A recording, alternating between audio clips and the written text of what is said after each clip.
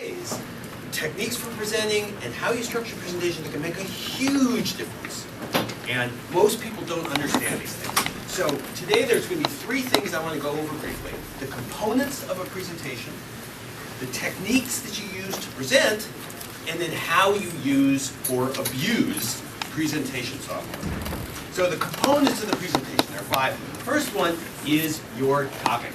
Now, this seems kind of obvious for most people, but do you know what you're talking about? And are you interested in it? The more you are interested in what you are talking about, the better a presenter you're going to be.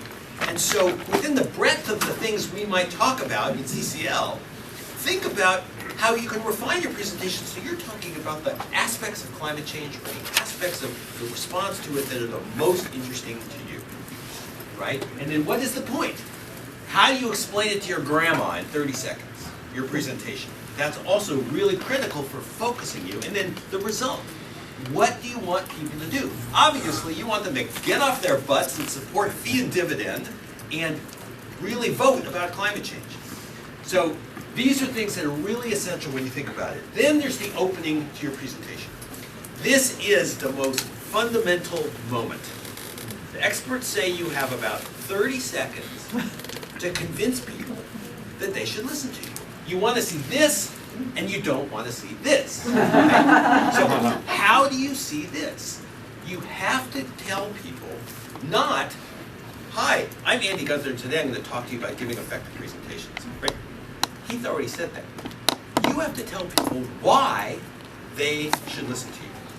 Why is what you're saying important to them? This is the first 45 seconds of your presentation. And if you do that, they will keep their cell phones in their pocket, at least for a little while. So I thought I would start by giving you my opening, how I open my presentation, to give you an example. Now, you change your opening depending on the audience that you're speaking to, because it's going to mean different things to different, you're going to engage people differently depending on who they are. So when I talk, I'm introduced, you heard the introduction, and by the way, your introduction is part of your opening, right? You don't want to let your host just riff on something and then you have to stand up and kind of start from there. 99 times out of 100, if you give your host an introduction, your host will read it, and then you're in complete control as you step up to the podium, okay? So it's really great to do that. So I get introduced as a scientist. So the first thing I do is say something non-scientific, because this is also a way of, if you are saying things that are a little unexpected for your audience, they're just going to pay attention. So I open my presentation by saying, my wife and I have 2 kids, and like all parents, we want our kids to grow up in a world that's safe and healthy and as productive as the world that our parents inherited from our grandparents. And today I'm going to explain to you why it is that the World Scientific Societies, every single one of them is telling us that our future, particularly our kids' future, is going to take a serious turn for the worse unless we take immediate action. So the first thing I do is try and connect to people as parents. Now, if I talk to a high school group, you say that, my wife had 2 kids, right? So you need to think about who you're talking to. But the other critical thing then, and I've been trying very hard to speak to conservative audiences. Very, very difficult to even get an invitation. But even with non-conservative audiences, you also want to try and break people's head open a little bit so that they are not looking at you as an advocate for climate action as somehow the member of an alternate political tribe they have to reject. So what I say is, I'm not going to tell you what to believe. And I'm not going to tell you what's right or wrong. We all have our own values that we use to determine what's right or wrong. What I am going to tell you about is the scientific evidence that documents we have a real problem. And in so doing, I'm going to ask that you listen to the skeptics. The real skeptics, the scientists. The oldest scientific society in the world, the Royal Society of London, founded in 1662, has as its motto, don't take anybody's word for it. Okay? Then, after your opening statement, you get to the main points. If you can tell a story to make a point, you're a way more interesting presenter. even personal stories that lead to the point you want to make will help keep your audience engaged. And also, when you start telling a story, instead of trying to remember what the points were you want to make, when you tell a story, you just ease up as a presenter. And everybody tells stories. We do it all the time. So I try and tell people to use the history of climate science because it is a story, and you don't have to be a scientist to tell it, right? It starts with Fourier. I show his picture and I say Fourier was a contemporary of Thomas Jefferson's, and he rode with Napoleon. He was actually the governor of South Egypt for Napoleon for a while. Just saying Napoleon and Thomas Jefferson gets your audience's attention, okay? And then, Fourier was the one who postulated, he and his colleagues realized the Earth should be colder given how far we are from the sun. He postulated there was a theory of insulating gases in the atmosphere that now is shown to be true, the greenhouse effect. And then in 1859, John Tyndall, right, 1859, most people realize before the US Civil War, John Tyndall demonstrates in the laboratory that in fact, components of air can absorb heat and radiate it back, which was the critical chemical mechanism underlying the hypothesis that Fourier made. And Tyndall just looks like the ultimate 19th century scientist, right? So again, and this is, we'll get to this about pictures, you're going to see very few words on the screen here. And then in 1896, Svante Arrhenius publishes the theory of global warming. Here's the first page of his paper. So this is 20 years before Berkeley professor Alfred Wegener publishes the theory of continental drift. So by reciting history, people realize history is true. It's been, these people all lived and did these things, right? So, and the other thing is that Arrhenius actually calculated what the temperature of the Earth would be if we doubled the concentration of carbon dioxide. Wow. And the number he came up with is really close to the number that is the current best estimate using our fancy computer models and our satellite measuring systems. Arrhenius did it with a piece of paper and a pencil. And what it shows you is how fundamental the physical principles are underlying the climate change. So after your main points then, the summary, but the summary, a brief summary of the key points you made, but this is not the end of your presentation. The end of your presentation is your closing statement. This is when you get the chance to tell people what you want them to do with the information you've just given them. Now, we know what we want them to do, right? But you have a chance, after having engaged them, to lay it out, and lay it out in a way that is the most meaningful to you. Because if it's meaningful to you, you will be transmitting that to your audience. Okay, so think about how to frame what CCL wants people to do, not necessarily in the words that Mark Reynolds might use, but in the words that you would want to use. And who knows what's going to happen, In fact, I would happen to be in Nashville in May 2007 with Marshall Saunders, and frankly, this is what Marshall has done. It's incredible, okay? So, that's the components of the presentation. I want to talk now about techniques for presenting, okay? We've all probably been here.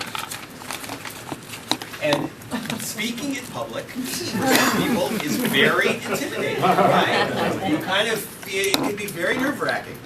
But if you understand some basic skills and concepts, you can change your experience, okay? You have to realize you are a performing artist. And you need to understand how to project emotion and passion, to control your voice, to make eye contact with your audience, to use movement and humor and develop confidence. So let's talk about how we do that. First of all, most people would say, if I was only like Heath, I'd be a great presenter. And that is a death trap if you fall into that. You've got to think, you've got to be yourself when you talk, right? You think about how you speak when you speak with your friends and your family, right? You have to find that in yourself when you're standing up in front of the audience. Some people think, I've got to stand up here and be professional and, so they might as well be standing up there with a bag over there, or maybe a little, personality. So you need to find how to be yourself when you stand up in front of people and talk. Don't be afraid of that. There's a huge amount of communication that occurs non-verbally between the presenter and the audience. And if the presenter is comfortable, the audience is comfortable. If the presenter is not comfortable, the audience is nervous. And you guys have all been there as an audience before, right? Then you need to practice your presentation. I just cannot emphasize this enough. Even if you only do it twice, it'll be a huge benefit. And learn about how to use your voice. Some people think I can get attention from people by speaking louder. That's true, but you also can get people's attention by speaking more softly. And in fact, by not speaking at all. If you have something up on the screen and you're talking and you pause, you'll see the heads in the audience will suddenly go. And they'll look to you like, what's going on? What's going on?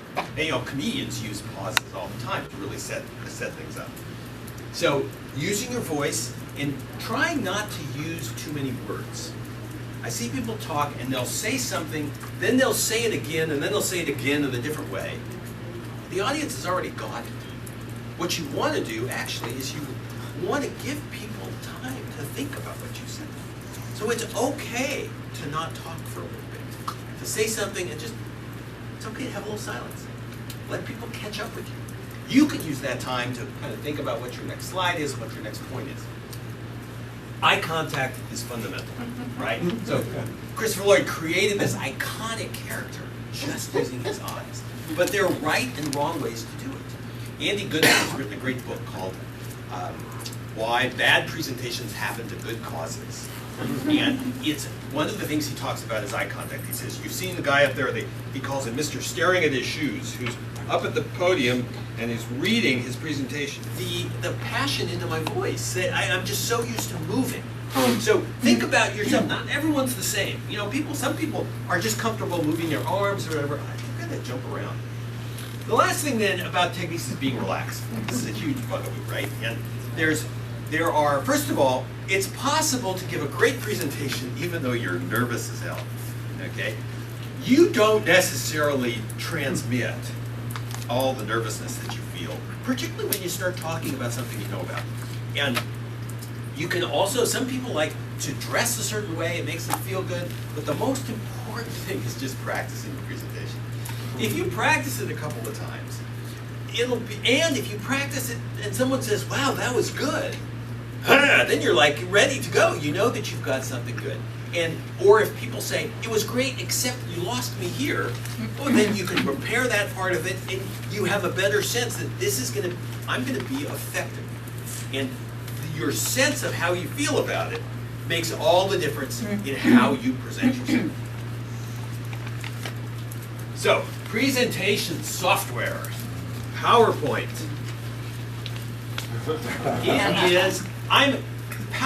Presentation software is supposed to enhance your presentation and control your audience's attention. Instead, presentation software tends to control the speaker and distract the audience. I want to go through this. It's so frustrating. And then when you get a sense of what some of these techniques are like, you realize, oh my God, why didn't I think about that myself? So, first of all, you don't read your presentation. You don't read your slides. People come to hear you speak. They don't come to look at your backside while you're staring at the screen. And they can read anyways. They don't need you to read to them. But more importantly than that, psychological research has demonstrated that people do not read and listen at the same time. People read and look at the same time, but people don't read and listen. So once you put up words on the screen, people start reading and they stop paying attention to you, and their brains are trying to figure out, is what he's saying the same as what's on the screen? So how many of you know the names of my children? Yeah. Okay, you got to the fourth bullet. You were reading down this, right? So, I tricked you here. I put these things kind of related to what we're saying, but here's the line, right? And people always read down, no matter what I'm saying, they read down.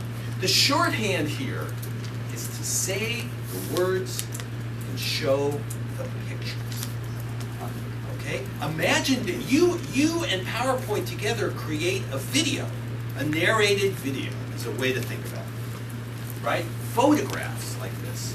I always, when I talk about national security implications of climate change, I use the conclusion from the report called Age of Consequences that R. James Woolsey, the ex-director of the CIA, and several colleagues produced in 1987, and they say that when you really consider the implications of climate change, the conclusions you come to are profoundly disquieting.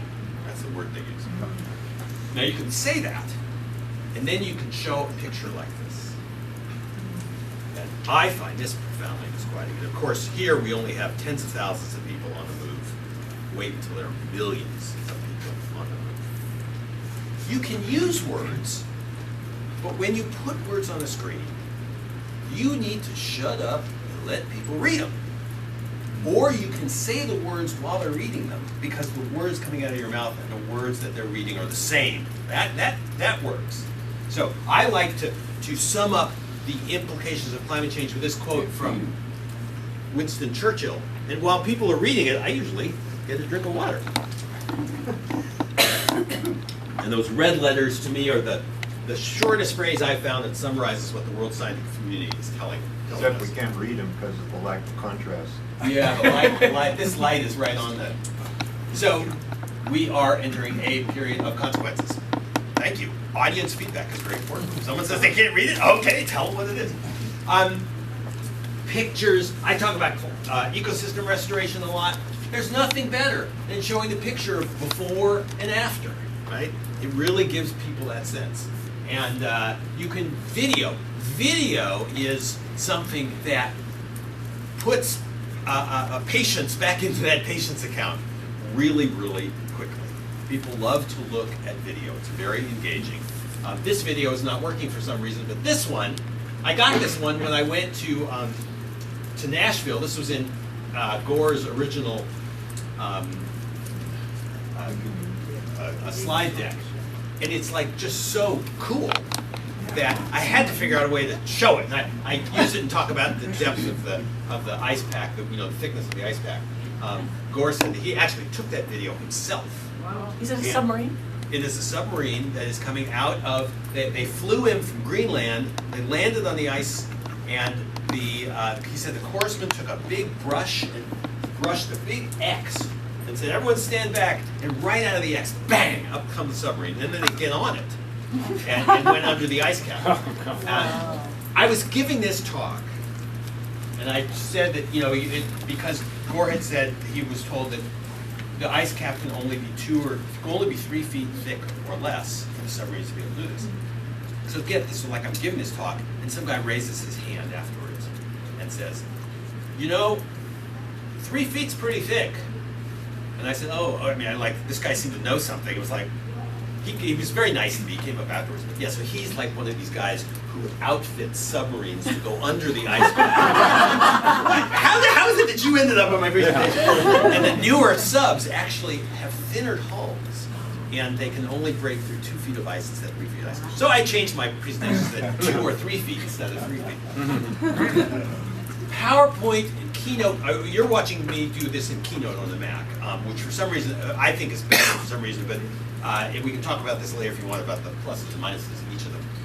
They come with all of these backgrounds and various themes and things you can use, and you can put your logo on the screen, and these things are all very distracting. I mean, you can put CCL on the front, but then just get rid of it. Pictures, people use pictures. What a cool picture, particularly if you're a skier, right? This great picture.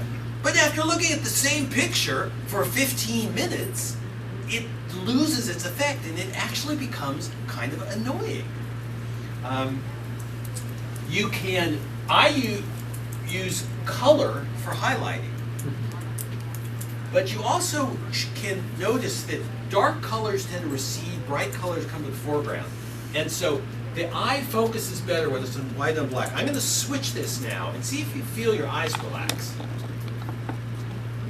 right? So I think black on white, a white on black like this is the most effective way to use these. And all that stuff is just, I don't know. I mean, it really, I find it really, really distracting. But you can make things move on the screen. You can animate things on the screen so they appear and disappear at different times. This is hugely important to control the flow of information. When I talked about controlling your audience, right? Just like if you put up 6 bullets, people will start reading and they'll stop paying attention to you. If you have lots of stuff on the screen, people are going to not stay with you. And to show you what I mean, I'm going to give you my little rap about the greenhouse effect. And I'm going to do it first without animating the slides. And then the second time I do it, I'm going to animate it. And you'll get a sense of how the images follow my words and how you're then forced to stay with me as I give the explanation instead of getting kind of lost by what other things on the screen. So the Earth gets almost all of its energy from the sun. Most of the sun's rays pass through the atmosphere, striking the planet, warming it up. Just like anything else that warms up, a log in the fireplace or a frying pan on the stove, the Earth begins to radiate heat in the form of infrared radiation. Now most of that radiation escapes out into space, but because of this layer of heat-trapping gases in our atmosphere, some of that radiation is absorbed and radiated back down to the planet, warming it further. That's why the Earth has the temperature that it does. Mars, which has a very thin atmosphere, very weak greenhouse effect, is a very cold place. Venus, which has a very thick atmosphere, a very powerful greenhouse effect, has a surface temperature close to that of molten lead. And it's not just because of the relative positions of the planets when compared to the sun, because Mercury, which of course is the closest planet to the sun, has a very thin atmosphere, very weak greenhouse effect, and it has a surface temperature well below that of Venus. Now, over the last 250 or 300 years, humans have been adding prodigious amounts of these heat-trapping gases to the atmosphere, mainly by burning coal, oil, and natural gas, and also by deforestation. And this has had the effect of thickening this layer of heat-trapping gases. So now, heat energy that used to escape into outer space is absorbed by the atmosphere and radiated back down to the planet. And that extra energy is what is forcing our climate to change. Okay, that's the non-animated version. Now I'm going to give you the animated version and see if you can feel the difference. The Earth gets almost all of its energy from the sun. Most of the sun's rays pass through the atmosphere, striking the planet and warming it up. And just like anything else that warms up, a log in a fireplace or frying pan on the stove, the Earth begins to radiate heat in the form of infrared radiation. Now most of that radiation escapes out into space, but in our atmosphere is a layer of heat-trapping gases that absorbs some of that outgoing radiation and sends it back down to the planet, warming the Earth more. And that's why the Earth has the temperature that it does. Mars, which has a very thin atmosphere, very weak greenhouse effect, is a very cold place. Whereas Venus, which has a very thick atmosphere, a very powerful greenhouse effect, has a surface temperature close to that of molten lead. And it's not just because of the relative positions of the planets when compared to the sun, because Mercury, which of course is the closest planet to the sun, has a very thin atmosphere, a very weak greenhouse effect, and has a surface temperature well below that of Venus. Now, over the last 250 or 300 years, humans have been adding prodigious amounts of these heat-trapping gases to the atmosphere, mainly by burning fossil fuels. That has had the effect of thickening this layer of heat-trapping gases. So now, heat energy that used to escape into outer space is absorbed and radiated back down to the planet, and that extra energy is what's forcing our climate to change. So I hope you got a sense of how, particularly with the planets all lined up, right? I didn't let you see the temperature of Venus until I wanted you to see the temperature of Venus. Yeah. But if I showed it to you ahead of time, you can't help but like reading everything. And you lose your audience when that happens. It's like visual silence. Well, good. That's a good way of thinking about it. That's right. It's you, and when you do it that way, your audience will just relax and go. It doesn't work. There are transitions between slides get added. It won't be a disaster if you have to do that. But be prepared for font substitutions and things like that. So you can load it on a DVD. You can even have hard copy in case the power goes out and you still want to give your talk. So a good presentation, remember, has got 5 components. The topic, know what you are talking about and be interested in it. The opening, where you tell people not who you are and what you're going to talk about, but why it's important that they listen to you. Your main points need to be few, concise, and if you can tell stories, that's great. There's a summary, short wrap-up, like what's going on right now. But that's not the end. Your closing statement is the end, what you want people to do. A good presenter projects emotion and passion, controls their voice, uses one-on-one eye contact, uses movement and humor when they can, and controls the logistics and has a backup plan. Software complements words and pictures, controls the flow of information, doesn't overdo it, and allows you to use presenter view so you can see your notes and you can remember what the next slide is so that you're ahead of your audience. I think good presentations, they're not only vitally important and undervalued part of our professional lives, but they are critical for reaching our fellow citizens about climate change. And the bar for presentations is so low because people's expectations are so low that you can look like an Olympian if you just practice some of these techniques. But you have to go for it, right? If you feel like, oh, I'm too shy, if you don't try, you're never going to do it. But if you go for it, it's amazing what you can accomplish. You need to put in a little more time to create this file, to find the right images, to practice. But the results are really going to be valuable to you. I like to say that one of the foremost experts on climate change in the Bay Area is my dog, because he has heard me give my presentation. And in fact, we have a little bed, and in this little bed, he'll always snore in this bed. So I purposely put this little bed in the room with me, and at some point, right in the middle of my conversation, my presentation practice, he'll go, he'll start snoring, and it's like it's practice being distracted. And so he's great for me. Speaking is not an acquired skill, right? All of you guys can talk. But public speaking is an acquired skill. And if you practice some of these techniques, you could be more effective. And that's going to result in you being a much more effective ambassador for CCL and give you not only the meaning, but the understanding that you're inspiring others to recognize about the threat to the planet and the fact that now is the time to take action. So thanks so much for your attention.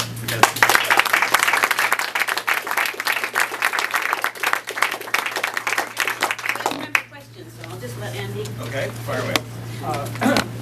Two points.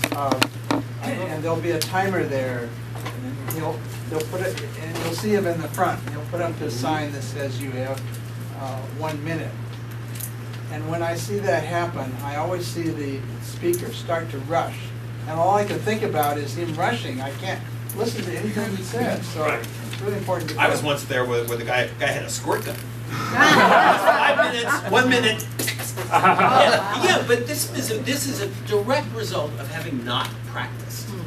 Okay, I mean, I'm sorry, when that happens, when I'm in a presentation, I'm like, look, I paid $3.95 to register for this conference, I'm paying for a hotel room, you couldn't even practice your presentation so you're on time? I mean, I get pretty frustrated. You had another? The other point is, I've been trying to learn about how to persuade people. I went to the library and all the books they had were on advertising. But I found one book that is, I think it's a bestseller. It's just fabulous. It's a recent psychological research, and it's called Persuasion. And the deal is, if I tell you, you really ought to sell your car and ride a bicycle, and as soon as I tell you that, you're going to bring up your defenses. But if you simply see me riding a bicycle, you have no way to defend yourself against that. So it's use of nonverbal techniques that actually work, get and persuade people without beating them over the head. Sure. Yeah, but especially with regards to CCL presentations or things about climate change, how do you deal with some of these hard questions from people who don't believe, are deniers, or whatever? I mean, what kind of? So, well, I mean, there's a lot of different ways to think about that. So, one of the reasons I start with that issue about belief, okay, is that it's not about believing. A belief is something I hold as true without evidence. You know what I mean? And so you want people instead to, I try not to make it about belief.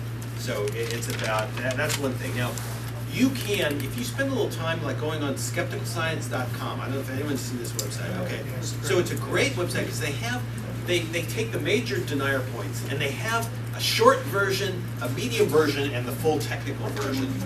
Skepticalscience.com. It's an app too. You just And look they it have up an in app, your right, app. they have an app now on the Yeah, phone. yeah. And you can, so these classic things like, you know, it's a natural phenomenon, there was a pause, there are all these things. And I also try and hit those big ones when I talk. And it's great practice too to have done this, but you also have to recognize that for some people, what's really happened now, there's two things that's happened. One is that people have been convinced if they accept the science of climate change, it will require that they take actions that are inimical to their own personal lives. They have been convinced that this is the case. They are going to have to kiss Al Gore's shoes if they accept what the National Academy of Science is saying. That's not true, but that's where they are. In addition, we're now actually to the point where our tribal behavior has gotten to the point where if you accept climate change as something that is true, you're going to be rejected by your tribe. And it's become like this issue of personal identity. There is really nothing that we can do about that. There's a wonderful study from Yale called The 6 Americas of Climate Change. Tony Lazarowitz did this, and he classified people into 6 groups, starting with the concerned and the alarmed out on this end, was where we all are, going through the disengaged into the doubtful and the dismissive. When I run into someone who's a complete dismissive, it's just not worth our time. And we don't need to convince them in order to make the changes we need to make. They're gonna look like moonlanders, you know, the fake moon landing folks, you know. And in fact, the percentages are actually kind of getting close to. So, but I would encourage you to read up yourself so that you can make the case. You can even take the top 10 on doubter things on the Skeptical Science website, and imagine you're being asked that question, and answer it. I have been told that the exchange, whenever I get a doubter in the audience and they ask me questions, I have a little leg up, right, because I'm a scientist and I've studied this stuff for a while, but the exchange between us at the end is among the most meaningful parts of the presentation for the audience, to see someone trying to address these questions. And you definitely have to let go. You want to look at this person and say, you're an idiot. You got to let go of that. You got to let go of that even that'll come out in your voice if you don't, like, you know, pull it back. And that also is really important. It's just you know, I usually get these people to talk a little bit. Well, so what tell me how'd you reach that conclusion? And very quickly you'll find out that no, it was or it's just that's what Rush told me, right? And so yeah, you had a question. Yeah, well, a couple points. Since we most of us have smartphones, videotaping our presentation ahead of time, I think would be a great way to see how you look, how you come across. My car keys are over here, and they're here. There they are. They're here because I videotape myself doing this for 20 minutes. And I didn't even know I was doing it until I saw a videotape. So if you have a chance to video yourself, that's absolutely right. Or you'll see something that is just like, what? Hey, why do I close my eyes all the time, or whatever? I mean, and that'll be in your head. Right. It will make you more effective, isn't it? Another point, our new minister at church does this thing where he puts half his notes for his minister, for his sermon on another platform on the other side of the stage. It forces him, he walks around. And I was thinking, you're stuck in that corner. I would have liked to seen you walk over here. Well, I would have liked to, except the first thing I do when I get into the venue is to check out when am I in front of the projector. Because if you see my head going across the screen, it's very distracting. And, you know, luckily I'm usually, it's not a big problem for me if my head is in the way of things. It's pretty close to the ground. So, but I do try and, I at least, you know, I turned this very specifically. It was here, right? It was all set up for the speaker to stand here. I turned it here so that I could move some. But I could have probably moved even more. Right. And particularly on the spots where you really know what's coming next. Right. You don't need to look at your, that's a chance to like walk up and really speak to the audience, and they think, wow, you have the whole thing memorized. But no, you just happen to remember the thing that's coming next. And then, you know, and then you can go back and take a peek. But those are both good techniques. Yes, sir. What's a good source for good presentation images that then I can edit to my own taste, rather than have to go through and clip and make my Well, Google Images is unbelievable. Now, there are a couple images I use in my presentation where they clearly, the name of the photographer on the image, and it says used by permission only. When that happens, I Google the person and email them, and 99 times out of 100, when you tell them what you're doing with their image, they say, go for it. There's no problem. But because you don't need a high-def image to present, you know, if you're going to print it, it might not be. There's mountains of images. And the way I often start a talk is I outline it. Think about what the points are I'm making. And then when I get to a point, here's a point, okay, like that profoundly disquieting. What image would work here instead of putting the words on the screen? Well, you had that image of the Earth and the greenhouse gases and all. Yeah. That's a pretty specific kind of image. Do you know that CCL has a? Well, I know there are a few so there are a few presentations things. wandering around, but they haven't really caught my The greenhouse attention. gas thing is Yeah. absolutely directly out of an inconvenient truth, right? Oh, okay. So the reason that I went to Nashville was because I was sort of amazed at what was happening with the, you know, climate change coming up, but also because I knew I was going to get access to Bohr's PowerPoint file. Also, And you- CCL Community, doesn't it have? It Well, has- there yeah, are okay, there are you know, but slide they're decks, not up yeah. to this level. Yeah. Okay, but Climate Reality Project, which is Al Gore's thing, you can attend for free. You apply, you go, you agree to do some action in return, and you get access to the most current slides. Oh, They'll really? tell you in the deck which ones are free to use, which ones are not free to use, in which mechanism you can use them. So there's variations on what we just saw here that are sort of iterated What's the along. group again? It's the Climate Climate Reality Reality Project is what they're And- called and now. they I- do- what we were told originally is that all the PowerPoint presentation became the property of Paramount Pictures instead of Al Gore, and so I was told I can use this for as long as I'm presenting for free. I'm not charging people, Right. but I can't give it to anybody.